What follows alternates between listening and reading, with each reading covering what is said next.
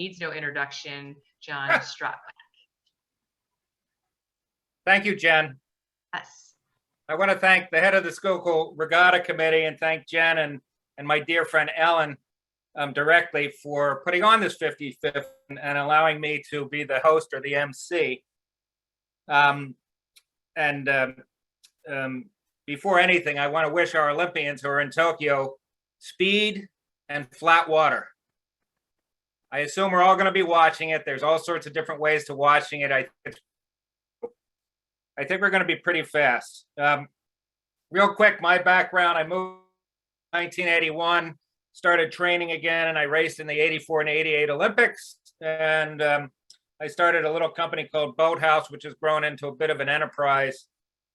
And I've loved my 40 years in Philadelphia. And the theme of this is Olympians in Philadelphia and what our experience was, is, and has been.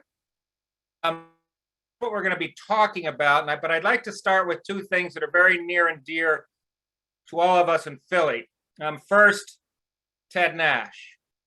Ted Nash was a rowing icon, a coach, an athlete, a gold medalist, a leader, a creator of gold medalists, a great man. And talk more about Ted in a further session, but I want to allow two of the athletes here to talk about Ted right here in the intro. So I'll turn it over to John and Gardner and anybody else that wants to chime in, but keep it quick as you can.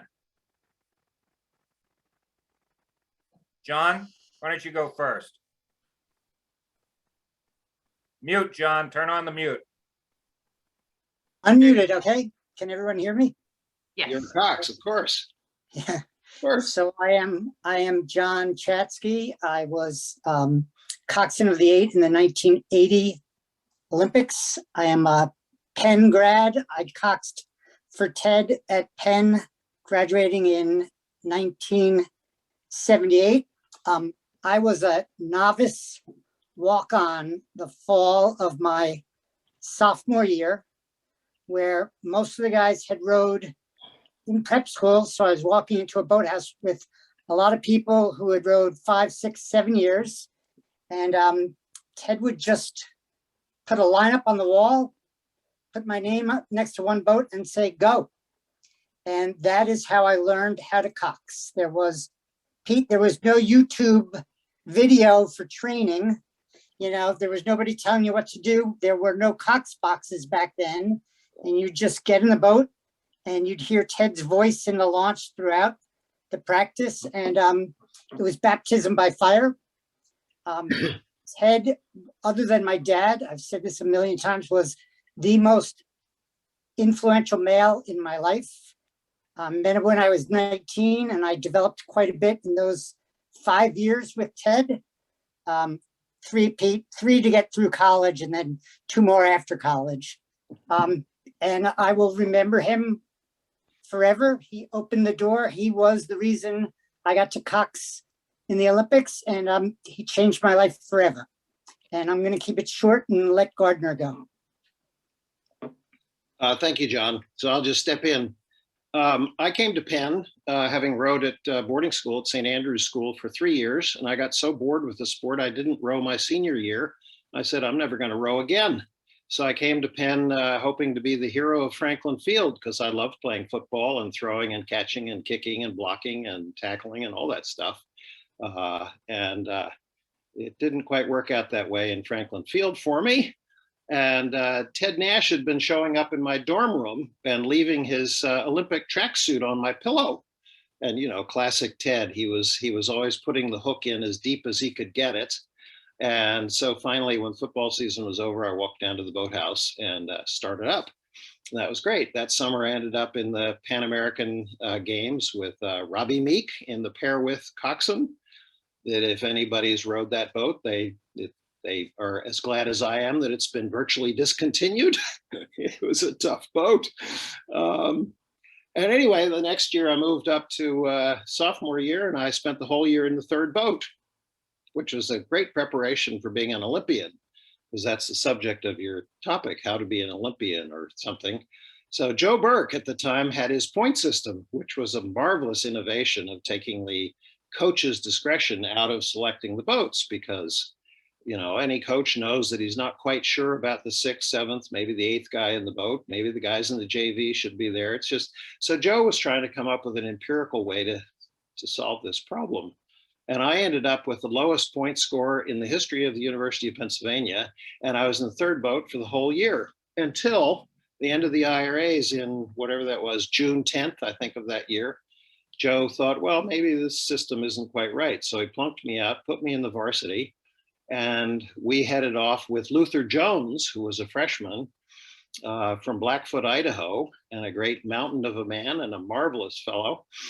So we ended up in the Penn varsity going out to Long Beach. And part of the story here is luck and bad luck. We had great luck, or I had great luck being plucked into the varsity.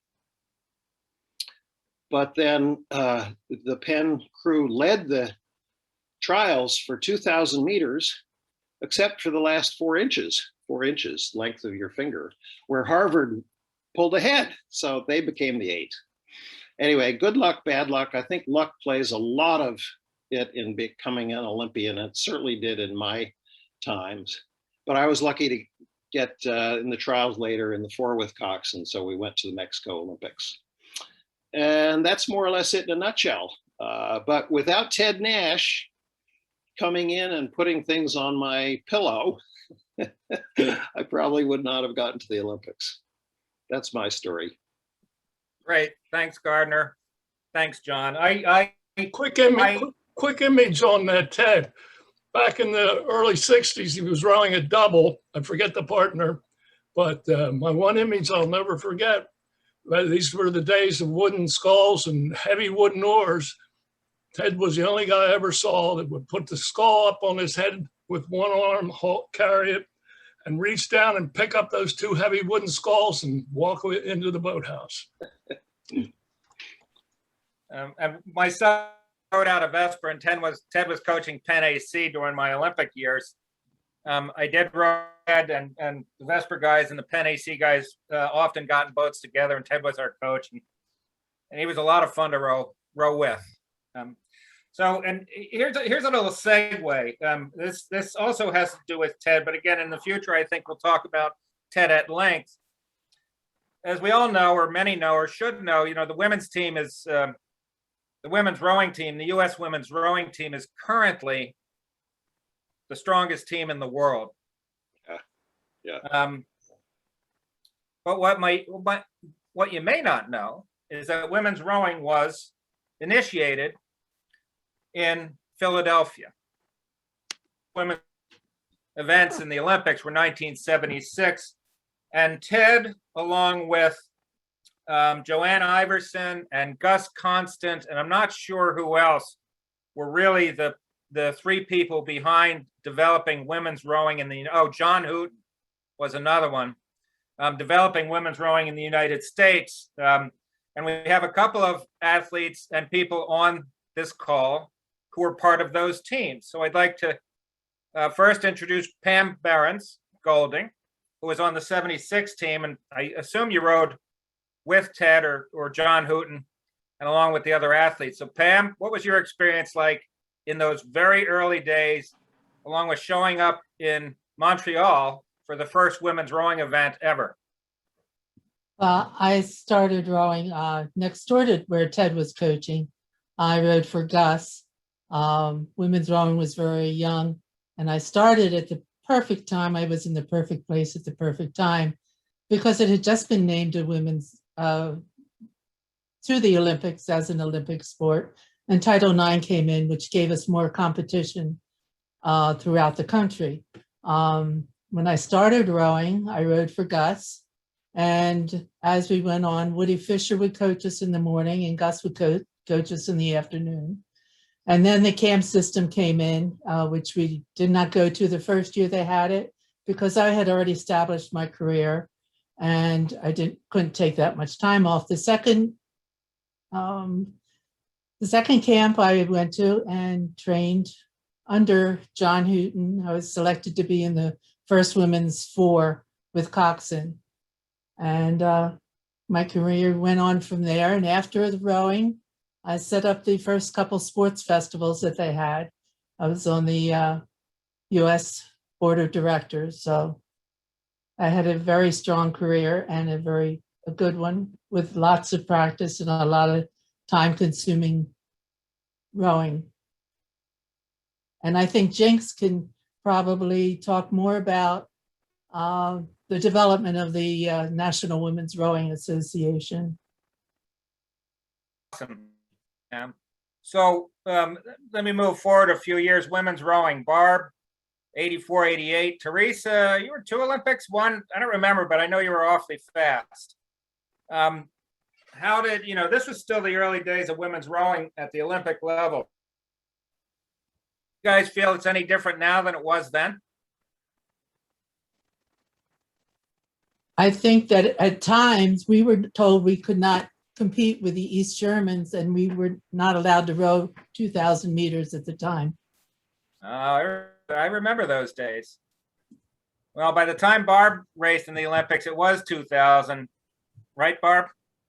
Yeah, it was 1,000 meters in 1984 and then 2,000 in 88. And I was just thinking of the one difference now is, and it's still probably not enough, is athletes actually get financial support, which we did not unless you happen to make the finals and win a medal at the Olympics. How about the difference training 1,000 meters versus 2,000? Because that's actually a little about, but big difference. Yeah, it's funny because I feel like I don't really remember the transition, and that might mean that I'm more of a long distance athlete than I realized. So what I remember more is the Russian women. When we raced them in Lucerne, when they had a coxswain in the middle of their 4. So Pam, I was also in a cox 4, but you probably saw this boat before I did, where they had the coxswain in the middle to sort of address momentum in the boat and see if you could have constant surge or constant speed rather than surge, and it failed. And anyway, so we raced that boat. But the women that year were huge. The crew averaged, the women's 8 averaged 204 pounds, and they were built for power. And then by the time 88 rolled around, they were just a completely different body type. Yeah. I think, Barb, you're being a little nice because I have a picture of the 76 medal ceremony for the 8 for the women. And the American women are tall, lean, and I think it was East German and maybe Romania, the other medalists, and they were all round. They were steroid-produced roundness. So, that doesn't work at 2,000 meters, but it did work at 1,000. So I think that had some bearing on it. Could well. John, can I add a little bit of history here? Gardner? Just Go ahead. anybody who rode 472 was not on the national team, the East or West Coast national team. It was all colleges and clubs. And I'm sure that the coaches had been bickering about this for a long time, that we need a national team and how do we get the best of the best all together. And I believe it was that trials race between Penn and Harvard in 1968, where Harvard won by 4 inches, that finally convinced everybody that we needed a national team. And so I think it was 72, we had an East Coast and a West Coast national team as a direct result of that 4 inches, which was quite convincing that maybe a couple guys in their boat, couple guys in our boat, couple guys from Vesper, around the country could have made a much better 8 for the United States. Right, and I could add a little color to those who need to understand what that 4 inches mean. Is that the camp system was developed, I mean, not in the US, we adopted it from other countries, but the goal was to bring the best of the best together to create the greatest amount of speed, not show up at a regatta racing trials with dilution across the country. So I think it's been successful, but there's been a lot of angst about camp versus club versus schools, whatever, for decades, and probably continue. I think you could argue that 64 Olympic gate that came to Philadelphia in a camp boat. You know, it was set up by Al Rosenberg, John B. Kelly Sr., Dietrich Rose, brought all those great guys in together and created a top-notch boat. And I think Philadelphia has been a draw like that for years. I know I moved to Philadelphia just because I wanted the competition. You know, that there were so many good guys there and there's so many good coaches, and you really felt the support of the people in the town, you know. Yeah. But I believe that's kind of what it was. Stan Clwikinski, are you on the call? I thought I saw you earlier. 64-8. Got to unmute. Huh? Stan's Oh. here. Stan's here. He's unmuting. There he is. There you Okay, I'm unmuted.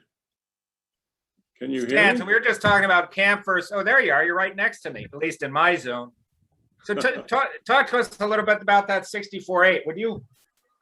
Were you guys handpicked? Were you essentially the first camp in the U.S.?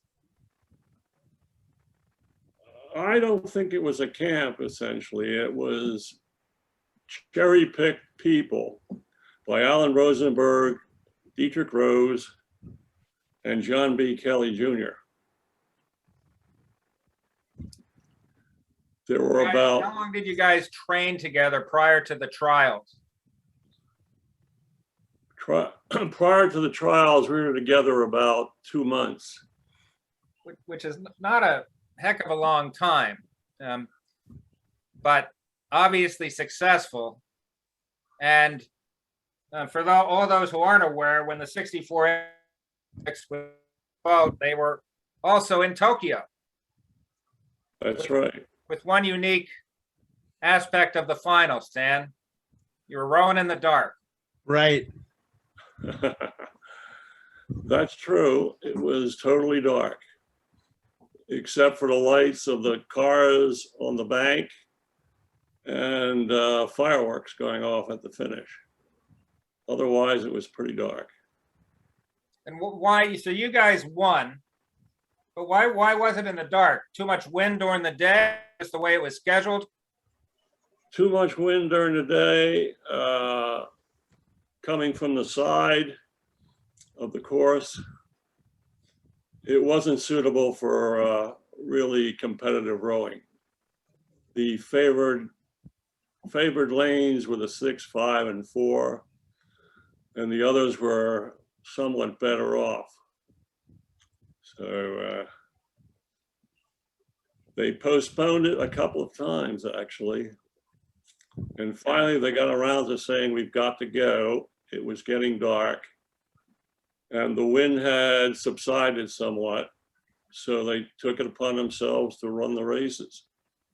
Got it. Which was the double, the pair, no, sorry, the double, the pair width, and the 8. Gotcha. Thank you. Stan, can you tell the story of how you all felt when those fireworks went off? As I understand it, you thought that somebody else had won. Isn't that right? We didn't know who was winning at the time because it was dark. The fireworks, I don't think affected me at all, although I knew they were going off. But I assumed that somebody was winning.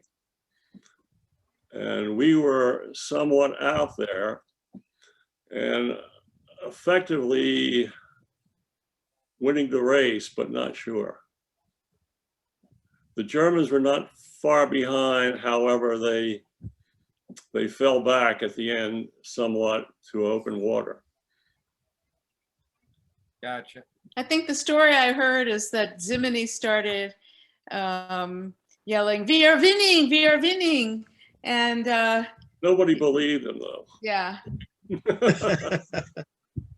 Hey, so let me use that as a segue. So since Stan was a gold medalist in the 8, I think there's only one other person here that's a gold medalist in an 8, but I'm pretty sure Pete Cipollone, you knew you were winning when you won, right? Yeah, we did. We knew we were winning. Stan, I like how they fell back a little bit to open water. That's always a nice way to win. I think they gave up. Well, it happens. I think we saw that from a crew in our race too. But yeah, so Strot, what do you want to know? We were very sure with about 10 strokes to go that we were going to win that race. But were you sure at the start of the race? You know, I mean, I know the history of the races, the heats and all that, but how confident was the crew and how confident were you? And so, you know, after Sydney and, you know, the sort of debacle there, I think you don't take anything for granted, but we had definitely changed how we were thinking about it a little bit, in that we weren't worried about beating anybody else as much as we were focused on having the absolute best performance that we could have. And I think in that context, I just remember seeing all the guys that morning and looking at everybody and saying, okay, everybody looks pretty confident. And even, you know, even Mike, who normally, like, you can tell how Mike's crew is going to do by how nervous he is on the morning of the race. And Mike looked like a wreck. So I was like, okay, so, you know, this is like all the pieces are falling into place. And then right before we were about to launch, Carl Lewis came and just gave us like that final little pep talk. And when we got out there, we were the first crew in the blocks. And I had a real sense from the crew that everybody was ready to go. And that was like, that's like the last thing that I actually kind of remember in real time. I was just thinking like, man, everybody's pretty confident. And then, you know, in that race, I mean, we took a 15 around 600 and we took like a length on everybody. And when that happened, the first thing I did was check the cadence. And when that looked good, I thought, okay, like if we don't F this up, we're going to win. cool. All right. Let me bring things back to Philadelphia a bit. This is all about rowing and it's about Philly. So I'm going to ask a question. And I'd like a couple of people to address it. Scott Brown, Teresa Bell, and but let me start. So the question is, how did you begin training in Philadelphia, and what happened in Philly, or what was there that helped you become successful? And I'm going to start it. So I moved to Philadelphia for a job, and I actually had been out of rowing for two and a half years. I started rowing by accident as I was leaving my new job in Center City, and I ended up on the wrong side of the Schuylkill. I ended up on the Boathouse row side, and as I was looking across to what was at the time West River Drive, I realized that's where I'm supposed to be. So I made a U-turn, and as I'm coming back, just before I get to Boathouse Row, I see a friend of mine who's coaching a high school. I slowly see where he pulls in. He pulls into Vesper. I walk through the front door of Vesper, and 2 days later, I'm rowing, you know? And then I realized we're spending 2 years in the club program and just having a ball racing at the Nationals and Charles and all over the other place. I realized, you know, I'm doing pretty decently without even trying. I looked at Philly and I said, all right, the athletes are here, the equipment's here, the coaches are here. I'm just going to give this a shot. And through hard work and a little bit of luck, Philly provided me everything I needed to become successful, and I never looked back. And I love Philadelphia and all it's done for me, not just for rowing, but in all other aspects of life. So let me ask that same question for Scott Brown, who's an 08 Olympian, and Teresa Bell, 92, and it's 96. 96. So why don't we let Teresa go first? So why did you begin training, and why was Philadelphia? What did Philadelphia do to really support your success? Well, I went to school at St. Joe's, so that placed me in Philadelphia right away. And one summer, I went up to spend the summer with my sister, who was at MIT in Boston, and I saw rowing on the river there on the Charles, and I thought, wow, that looks really cool. I'd like to give that a try when I get back. And I tried it, and I was hooked. And I wanted to see how far I could go with it. And Boathouse Row was a terrific resource, all the history, all the coaches, all the rowing. And when I thought that I had some potential, I met up with Sean Dre, and he took me through my first couple of years on the national team. And there were some camps involved after that, but whenever there was a break in the training cycle, I was always able to come back to Philadelphia and train. And it was just a great place to be. When I could work, the work was right there in the city. I could live right there close to the Boathouse. And the Schuylkill, as everybody knows, provides any kind of conditions You did stand. It's just the best place to train for the headwind, the tailwind, the crosswind, the chop, and it's, you know, you're well prepared for any kind of conditions. It's really the best place to train. I agree thoroughly. I always, the thing I love most about Philadelphia, and I listen to other coaches or athletes from around the country say it's not a great place to row. And the thing that, for me, that always made it a great place is you've got lots of other high-level athletes, and there's nothing that makes you faster or more competitive than rowing side by side with others with the same goal. So, absolutely. Teresa, you didn't start rowing till post-college? No, I started in college. I was a high school track and cross country athlete, so I developed my aerobic base there, and then I started when I was in college. Awesome. Scott, what's your experience in Philly? Well, it's kind of unique being an adaptive rower. I had an accident back in '87. I lost both my legs. I'm a above and below knee amputee. So for me, joining Boathouse Row was pretty much not going to happen. So I was forced into an adaptive group. And at the time I began competing in 2001, there was really no other adaptive rowing club that really could have provided me the opportunities that I had in Philly with Philadelphia Adaptive Rowing.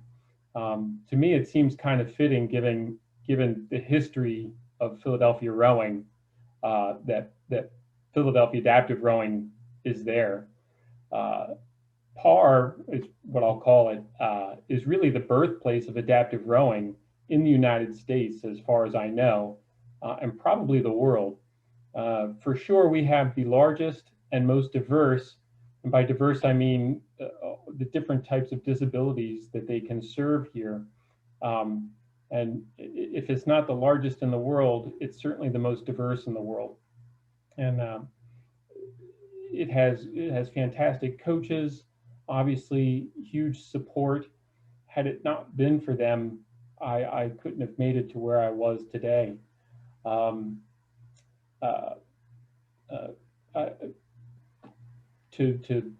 To continue that, our own legendary Christopher Blackwall is actually one of the co-founders of Philadelphia Adaptive Rowing, along with Dolly Driscoll, Isabel Bond, Jeff McGinnis, and there's others. I can't go on listing everybody, but they founded this program nearly 40 years ago, and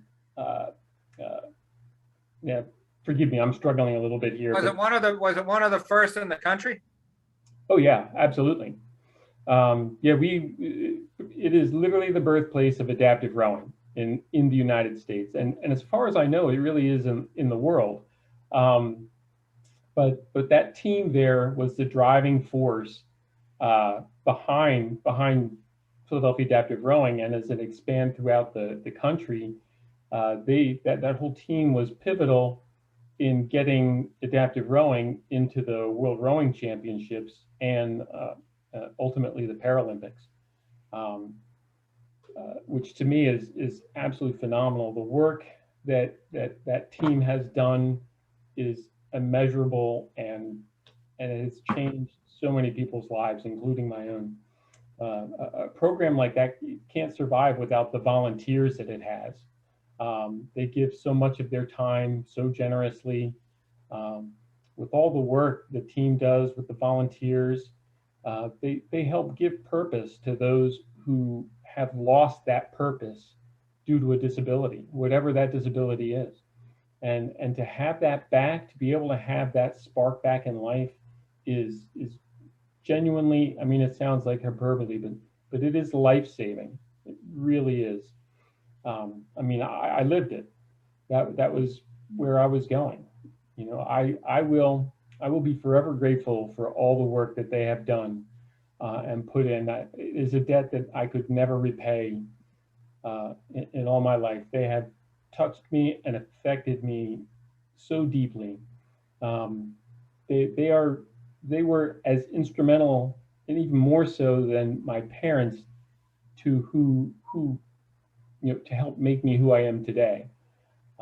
Parents want to protect and all that kind of stuff, and these guys are here. No, come out, go do this and try it, and that was exactly what I need, and it was amazing. So all of my successes are off of all of their backs. If not for them, I literally would have been fat, drunk, and stupid, sitting on a couch, wasting my life. As I said, these kind of programs save lives, and it really does. All of their work has allowed me to transform my life from a destitute, hollow shell. Get the pun? Shell? Sorry, that was bad. All right. Wow, crickets. All right. That's good stuff. All right, yeah. But I mean, stuff, and thanks Only Blackwall and the because rest who they're created. muted. yeah, that's what makes Philly a special place for me. So that's I wrote down the words "make me who I am today." Make me who I am today. That's good stuff. Yeah. And I think for a lot of us, rowing made us who we are today. But let me ask a couple of couple of athletes on here. So today, if you're on the women's team, on Tom Terhar's team, that's all you do. There is no balance. You row, you eat, you sleep. Whether or not that's good or bad, who knows? Personally, I had to work when I was, or after 84, we actually got a stipend, but I think it was $2,500 a year. That wasn't going very far. But for athletes that are on this call, and I'll whoever wants to chime up, I mean, how did you balance life, job, family, if you had a family, and train at a high level at the same time? Anybody want to volunteer that? Yeah, I'd like to speak to that. I worked as a cardiac cath nurse when I was rowing. So I would row in the morning and then row in the afternoon after work. I was fortunate to have a job that was 5 days a week and not working weekends. So I did train about 13 days out of 14 and twice a day most of the time. And it was very time consuming, but I enjoyed it, and I had such help from the other coaches along the Schuylkill as well. The rest of my life was kind of non-existent because it was either rowing or it was work. So that did balance out after a while, after the Olympics, but during the time it was working full time and then rowing. Let me spread the ears a little bit. Jim Dietz, Pete Cipollone. Jim, you were racing 72, 76. Granted, you were really young. Pete, 3 Olympics. I mean, did you guys work at the time, or was it pretty much just rowing? Jim, you want to go first? Yeah, I think that's one of the things that made Philadelphia so attractive. I mean, I graduated from Northeastern in 72, and Dietrich's trying to put together a squad similar to what they did in 64 when they dragged Stan and Boyce and all those guys to Philadelphia. And the intent was to get a strong group of people together so we could all get faster and get American rowing going faster. But to your point, John, the glue there was you had guys like Chuck Colgan that were giving people jobs, and other people in Philadelphia that were giving people jobs. I mean, you could live at Vesper for $20 a month. We could all afford that, and it was the community, I think, that binded us all together. It was really tough for me going to Philadelphia because my coach in New York just said everything about Philadelphia is wrong and we got to beat them in everything we do, and I knew I had to make the jump to go to Philadelphia to train with better guys.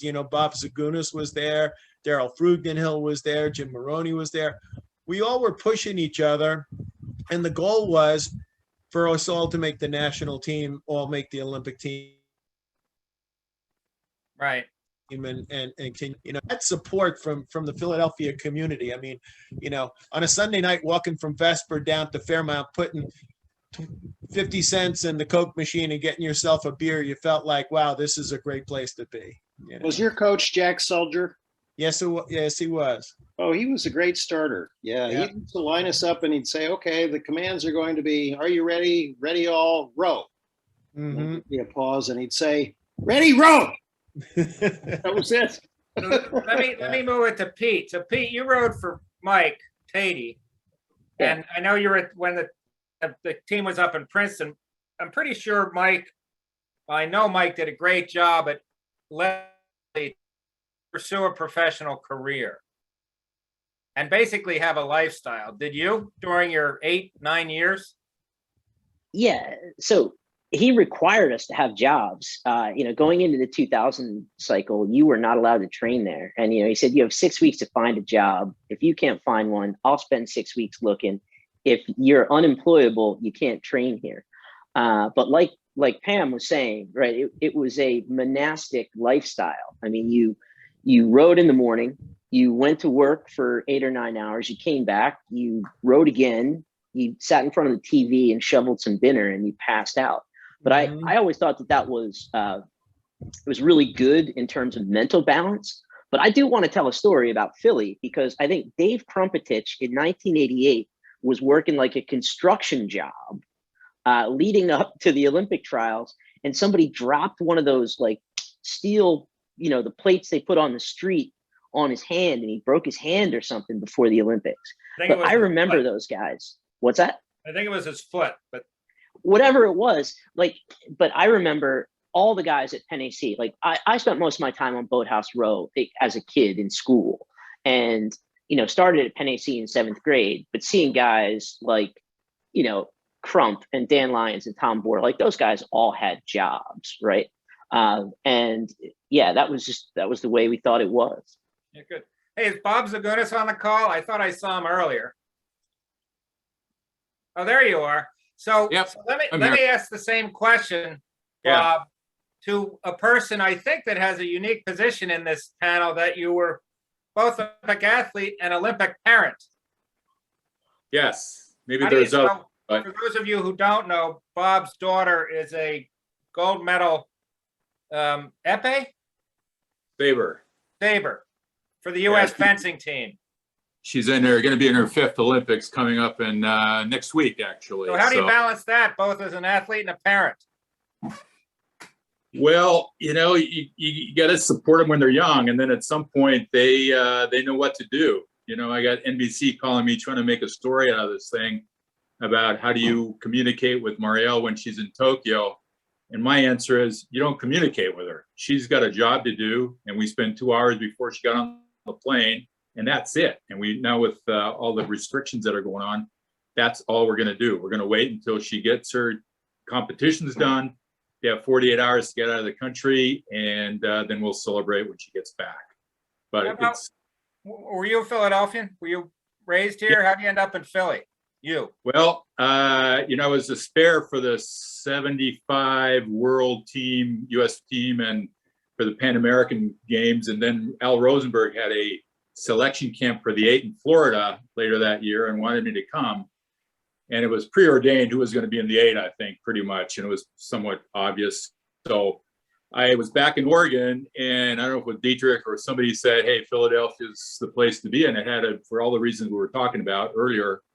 I got my little VW bug and drove from Oregon to Philly in the middle of January, as you can imagine that. And as soon as I got in there, we started rowing. I lived in Vesper, slept in the bunk beds in the attic, and rode pretty much full time. I did not have a job compared to others that had talked earlier. But we rode really hard. We had the 2 practices, and then remember Cooper Morris, who I think is on the call, he and I would go out for a technical row in a pair very frequently, and that was really good. And then one day, Dietrich was off with his camp straight 4, and we get up in the morning, and out of the group, then 4 self-select to be one of the 4. So we're not going to mix it up. We're going to be the 4.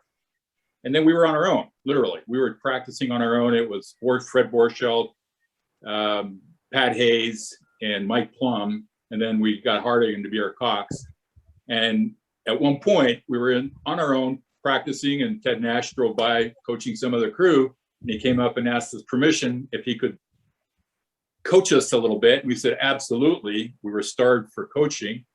And he gave us some tips. And then little by little, we got closer to him, and one thing led to another. And then we selected him for our Olympic coach when we rode in the 4-width. So Philadelphia was a really, really special place for that kind of an experience. Awesome. And the best of luck to Marielle. I hope she comes home with more hardware. Thank you very much. Appreciate it. All right, so let's use that and focus a little more on the Olympics, just specifically. So at the Olympics, I'm going to ask anybody that actually raced at the Olympics or competed at the Olympics or was there, give us something. Let's say first, what's a disappointment in your pursuit of Olympic gold? And I'll toss that out openly to anybody that wants to respond. And at the end or in the beginning, if nobody else responds, I'll tell you mine.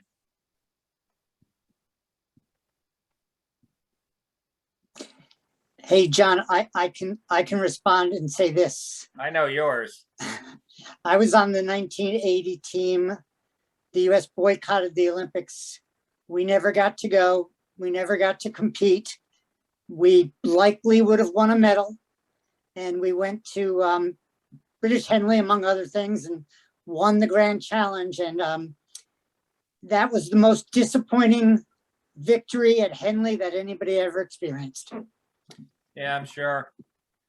I mean, personally, I wouldn't call this a disappointment, but it was a bit of a surprise. As in the '84 Olympics, I was in the pair with Dave DeRuff, and as we're rowing up to our heat, the first heat, we're in the middle of the course in Lake Casitas, or the middle of the edge of the course in Lake Casitas, and we see the race before us go by, pull out into our lane at the 1,000-meter mark, and we see this massive orange square block go up in our lane. And I'm like, Dave, what's that? He says, I don't know, but let's go see. So we start rowing pretty aggressively towards the start.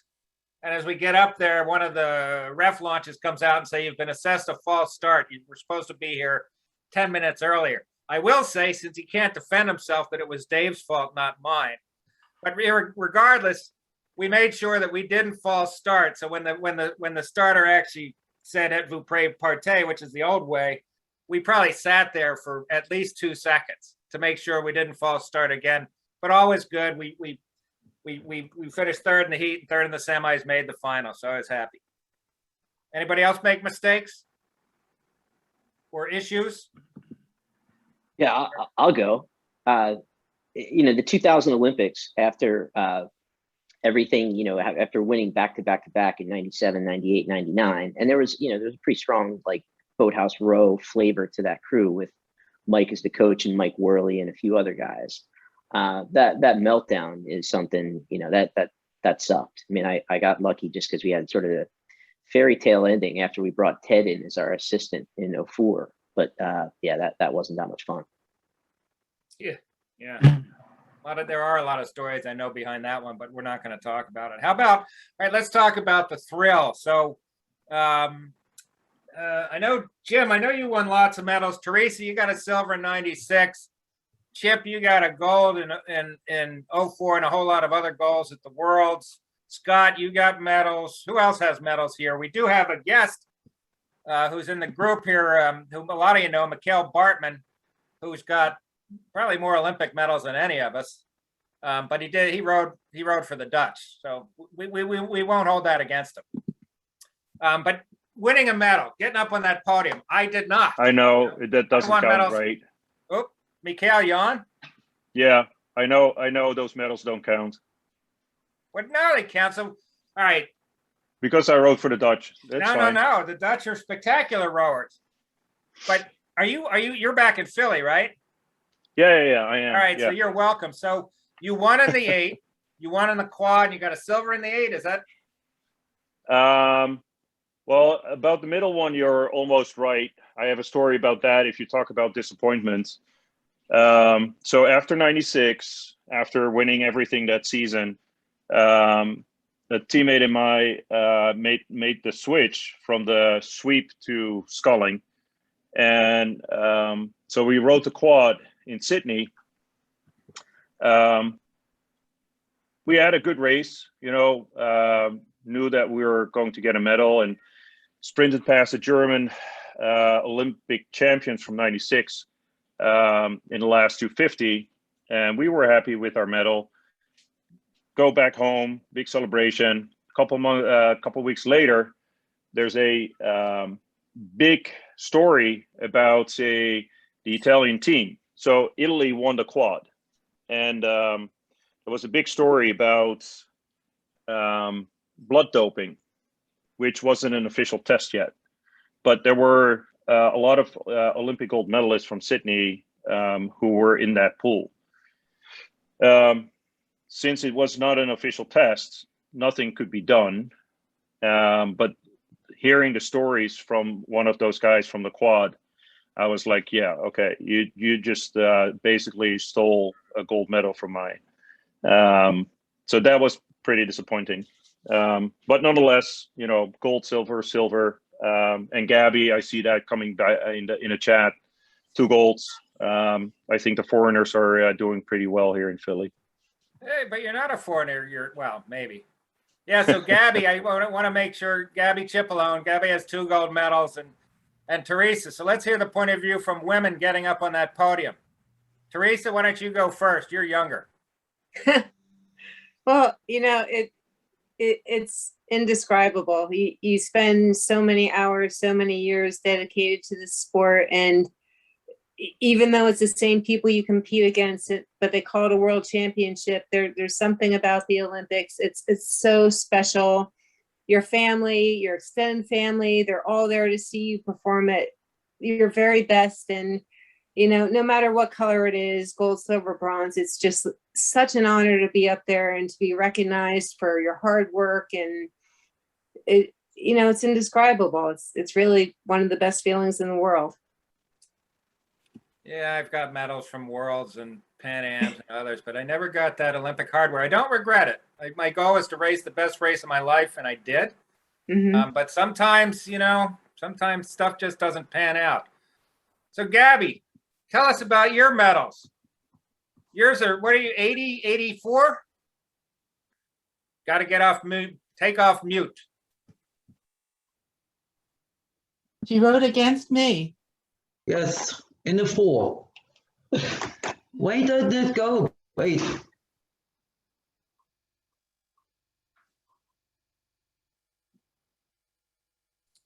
Gabby, you're mute. Take it off mute.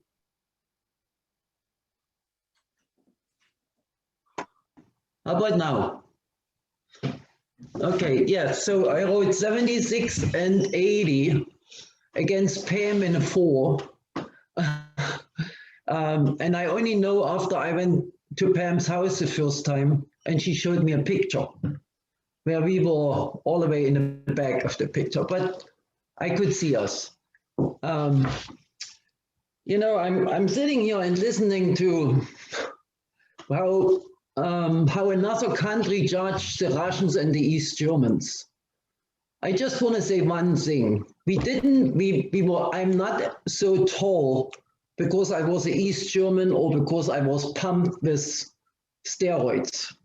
I am tall because my dad is like 6'8". That's why I'm tall.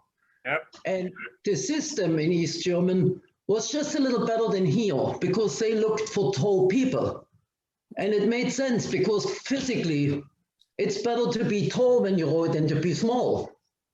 So that's all that I want to say to this, okay? So yeah, I rode in 76 a 4 with Clarkson, the first ever women Olympic event. And in 1980, when the Americans couldn't come, I rode in an 8. If Carol Bauer would be here, she would say that there was in 1980 a race in Luzern where the Americans beat us in a heat. So whatever this means, we beat them then in the final. So yeah. So what do you want to know? Just how it felt to get up on that podium. That's it. You know, how much fun it was, and does it still feel like yesterday, or is it old news? Oh, it feels a little longer than yesterday. Because now, if I prepare for a race, it's a little heavier. It's a little harder than it was at this time. Yeah. Other people feel too. Good. Yeah, we had from the system here. I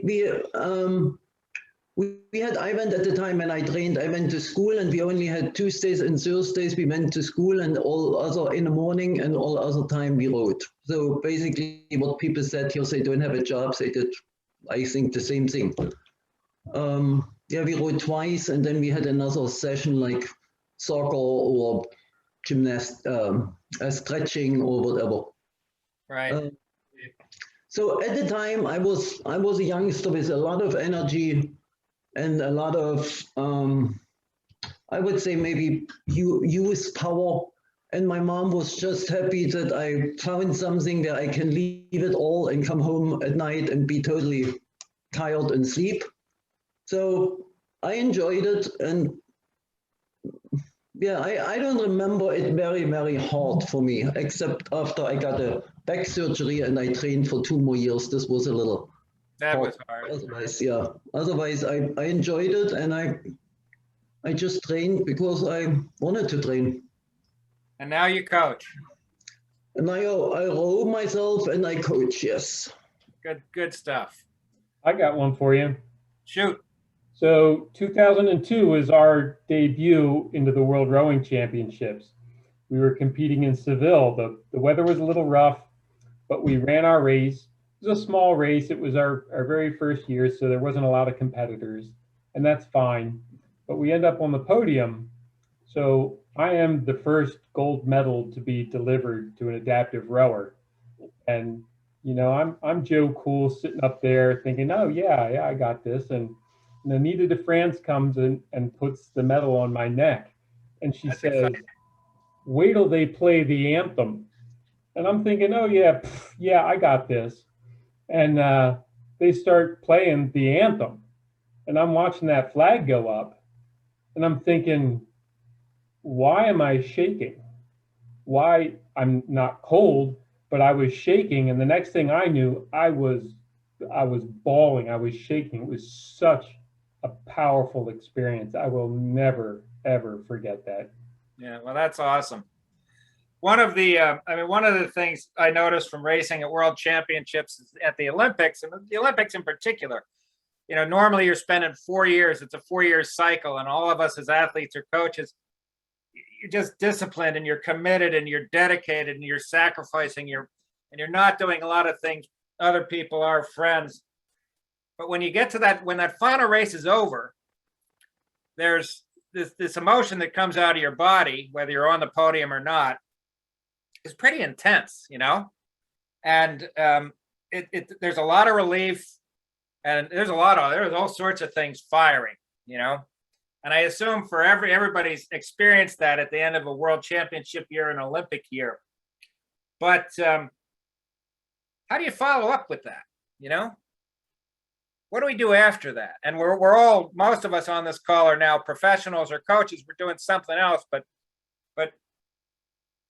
how do we follow up with that and try to get that feeling again? And it's hard, you know. I know it's really hard. Like a handful of coaches. So Jim Dietz is a coach, and Gabby's a coach, and Barb's a coach. I mean, you guys have gone into coaching. Other people have gone into other stuff. But did you find it difficult? Or was it an easy? I think that's kind of the draw, John. You know, people helped you along. You want to help other people along, you know, and then being able to take that boat to the Olympics, have that boat to get a medal. I mean, it doesn't get better than that. You know, it's paying it forward. And I think so many people on both Boathouse Row. I was talking to Al Robinson about this earlier in the week about Ted. You know, the sacrifices that the coaches make, that your support group makes to get you to the top. You just have to keep paying that forward. Yeah, I would agree, because I think for me, when I had a physical sensation when we crossed the finish line in Seoul, where like a little switch turned off inside me, and I just like literally crossed the finish line, felt this, and thought, ooh, if I overslept for practice tomorrow morning, I wouldn't care. You can't think like that if you're going to compete at this level. Like, I think I'm done. And like, so it was a clean break for me as far as competition, but I agree that coaching is where you have a chance to give it back. And, you know, for me, it was all about personal growth and building confidence and just discovering your body and your mind and all of it together, and what it can do, and what it can do with a boat, and what it can do with a boat and other people, you know, and the synchronicity of the sport. And, you know, it's just, I mean, it's my life for sure, as it is probably most of ours. But I've got a few props before we get on, and I know our time is running down. So I want to give a shout out to John Hooton, whose death was a gut punch for me, because he's the guy who said, you know, who took a chance on me and took a novice in 1980 when Vesper didn't take novices, and you know, said to me, you know, he's the first person to say that to be successful would be hard work, you know, because a lot of people told me I had potential, and he came along and he's like, you know, I think you can make a national team in a year if you work hard. I'm like, God, work hard. Like, okay, I can do that. And so he planted the seed, and he said, learn in a single, because from there you can go anywhere. Here's my graduation picture in Philly. And he was right. I think in the 80s, I was one of the few women, so no Olympic medals. But Pierre de Coubertin says there's something about the taking part bit. But I think I was one of the few women at that time who had a world medal in sculling and in sweep. So in the Cox 4 in 82, and then in the double with Ann Martin in 87. So if anybody remembers John, and how can I do this? His Who's in Bow book, you know, he had a sense of humor, which I really appreciate. And these are rowing cartoons that are just fantastic. And he gave me permission when we were doing a fundraiser to go over to Europe to use some of his cartoons on some mugs to sell them. And this was one of my favorites, with the single sculler, the boat on their head with your pants down around your ankles, you know, which is classic John. So I just wanted to give him a shout out. Thanks for that. He's a great guy. Miss him terribly. So here's one. This is on a little lighter side. What's something, an anecdote from the Olympics, or your favorite piece of swag, or something you did that was, you know, a little out of bounds? And I'll start that one. So the 84 closing ceremonies, we're in the Coliseum, and the music's blaring, and I forget the singer, All Night Long. That was the song, All Night Long. But the music's blaring, the fireworks are going off, and I'm there with a couple other U.S. guys and a couple Brazilian guys, and the Brazilians brought in a jug of Lord knows what, but it felt good. And we're looking around the stadium at all the flags, the Olympic flags, and the country flags. And one of us has had the idea, let's go get one. So we quietly ran up the stairs of the LA the Coliseum, and I pulled down an Olympic flag, which I probably shouldn't be admitting this, but I pulled down the Olympic flag, and there were others that got the same idea, but I was smart enough to drop it over the back of the Coliseum, because the others came down with them around their bodies, and the, I don't know who it was, you know, but security kind of nabbed them all. So I've got this Olympic flag that's about 20 by 10 that's still in my closet somewhere that I pull out from time to time. I might have to drape it on my house next week. That was fun. First, the whole thing was fun.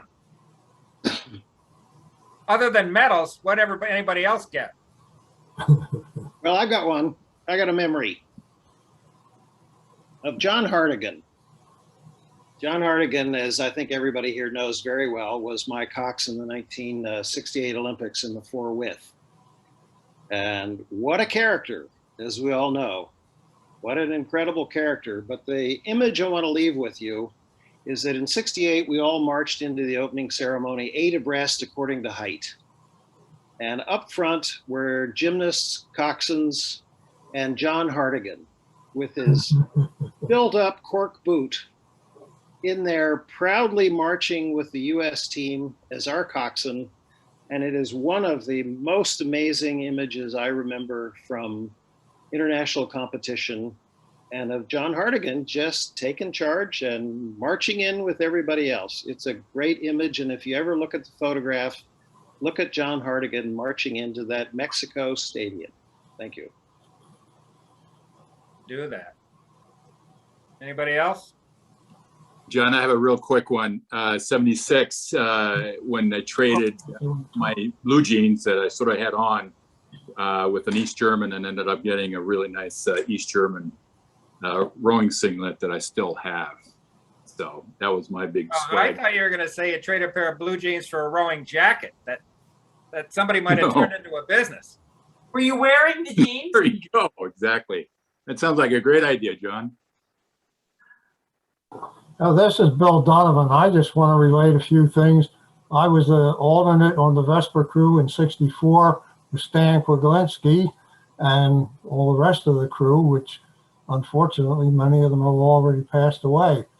And as far as giving back, I was Commodore of the Schuylkill Navy for 2 years in 1975 and '76. I was also the starter for the head of the river, or the head of the Schuylkill Regatta for a couple of years, at least 2 years, I remember that. That was like in the 70s sometime. I don't remember what year.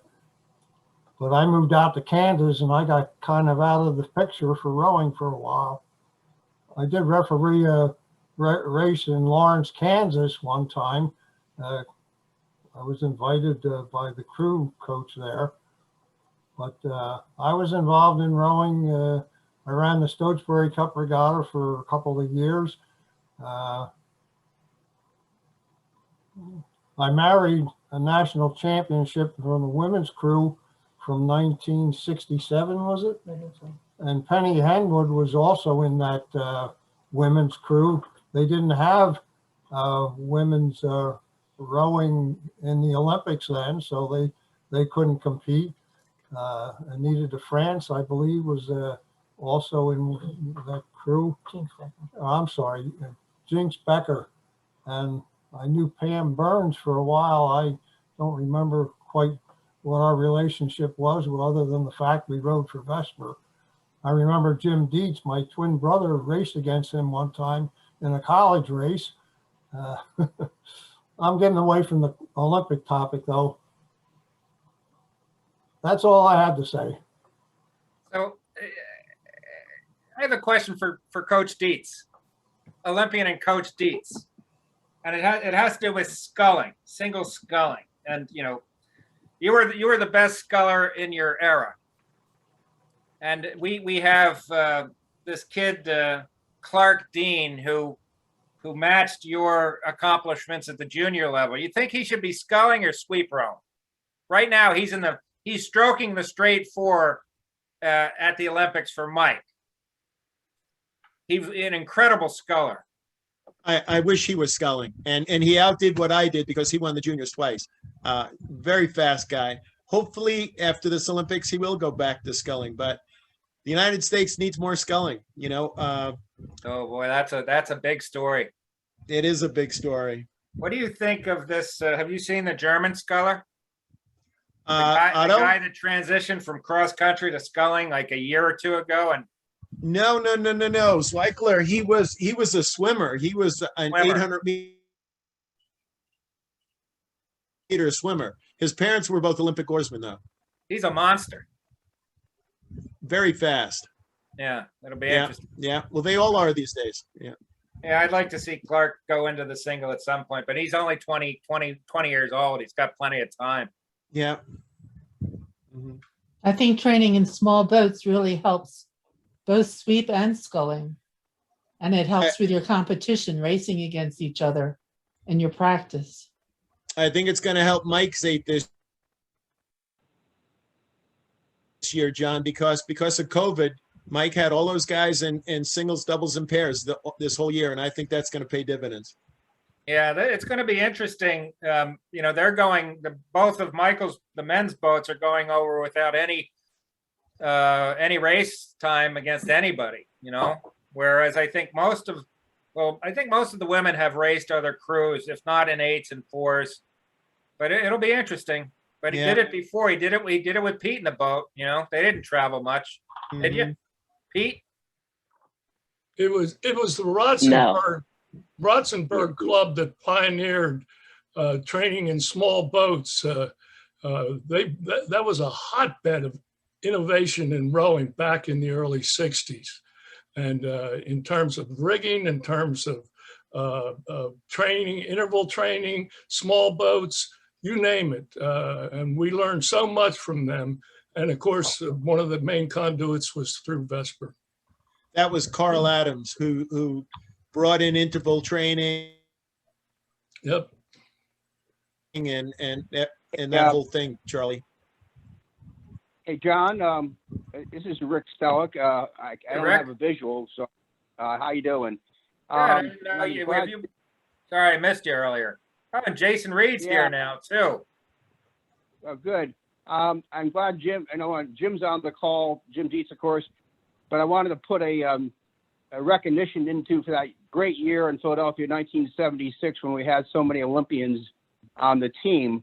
One who unfortunately can't be on this call tonight. He's not in the best of health, but Bill Belden, many-time world champion in the lightweight, many-time national team member, rode with Jim in a double, heavyweight double. But he, in 1976, and I know very well because I was at the trials at the same time with them, but he and Larry Clwikinski, the very famous, infamous, greatest producer probably in the history of rowing, won the trials in the double, heavyweight double, and represented the United States in Montreal. And say Bill is not doing too well health-wise these days, but he was a Philadelphia bred, born sculler. We were all out there together, Jim and I and Bill. We all trained and raced each other in that period in Philadelphia. And I'd like to mention Bill's name because he certainly was part of that 76 class, if you will, from 1976 of Philadelphia oarsmen who were on the Olympic team and oars women. So I just wanted to mention that. Jim, you might want to chime in on that. Yeah, well, thanks, Rick, because Bill was he gave me advice early on when I was, I was teetering between lightweight and heavyweight, which isn't a discussion I should have today, but. Bill was somebody else, John, that had the whole family, had the job, and still had all the time to train. Oh, yeah. Yeah, no, he was fast. Excuse me, but who is the Michael you talk about? Pardon me? Who's Mike? Mikhail? Oh, Tatey, Mike Tatey. Oh, Mike Tatey. Mike Tatey. He's the men's head coach. So he's coaching the 8 and the 4 in Tokyo. He coached Pete. He coached Jason Reed. He raced against Mikhail, probably. Let's see who else. But Michael's a Philly born and bred Olympian and coach currently over in Tokyo. Thank you. You're welcome. John, I have a question. Yes. Is there questions? I know that there are others, and I know at least the Coxons could speak to this, other Philadelphia-based oarsmen who were in the Olympic boats or on the Olympic teams. And since this is being recorded, I just wondered if we could maybe just give a shout out to some of the other names that are Philadelphia-based that are also Olympians. I suspect Pete and John Chatzky would be a good starting point for some of that. Let's start with Sean Colgan because he's a good friend of many people on the phone, and he's about as Philadelphia as you get. Oh my goodness, there's so many though. I mean, I think about the mid '80s. You got Barb and I on the call. So you got Mike Tatey, John Pescatore, John Anderson, you know, Dave Krumpetich was one of the greatest. Anna Marie Jonick. Danny Lyons, the Jonick twins. Let's think about the women. You have the Jonick sisters. You have Anita DeFrance that came part of that. Kathy. Sue Hooton was part of that. Holly Hatton. Holly Hatton. Yeah, I think there's too many to mention. If you pick any decade, you can come up with dozens, you know? Exactly. Yeah. John, it's Ellen Carver. I think that we should probably put a 5-minute call. We're already over time, and I just didn't want to. I know some of you are experiencing some tough weather, and some people are freezing. So if we want to just give a 5-minute call to wrap up, but before we do, I just want to say thank you to everyone for participating. This is such an important part of what the head of the Schuylkill tries to do, and this is an important year for us. And the fact that we can bring all of you together and share these stories and record them so that we know that these stories will live on. I'm sitting here marveling at the amount of detail that you all remember, and I think it's just so special. This rowing community is very, very special, and the fact that Philadelphia and the Schuylkill River and Boathouse Row has produced all of you is pretty special. So John, I'll let you continue and wrap up, but let's just give it like a 5-minute more call, okay? All right, so I'll ask one question to somebody who arrived late, I think. Jason Reed, did you arrive late or did I miss you? Yeah, sorry, John, we had a fire. I'm just getting back from the firehouse. Sure. That's a good excuse. Sorry, apologies to Jen, too, one of our hosts. Hi, Jen. No, so we're you know, it's all about the Olympics. Growing in Philly, you trained in Philly, you coached in Philly. You're the bow man of the gold medal 8, the last gold medal 8. How'd that feel? It was life-changing. Line. Life-changing. More importantly, how did you feel with about 400 meters to go? Do you remember? I was having trouble hearing Pete because the roar of the crowd was so loud, and I knew that as long as we didn't do anything as long as nothing catastrophic happened, I felt like we were going to be in a solid position to win, despite a great charge by McKeel and his crew from Holland. But it was the Olympic Odyssey in Greece where it all began. That's awesome. So absolutely life-changing, John.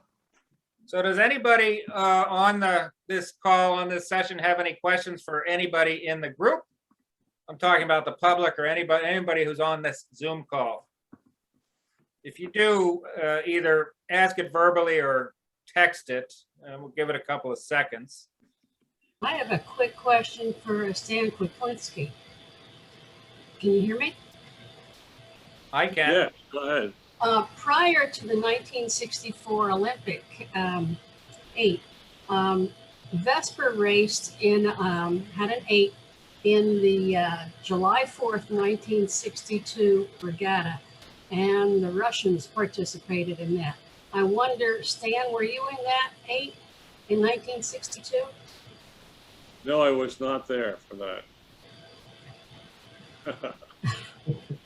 Wish I had been. Thank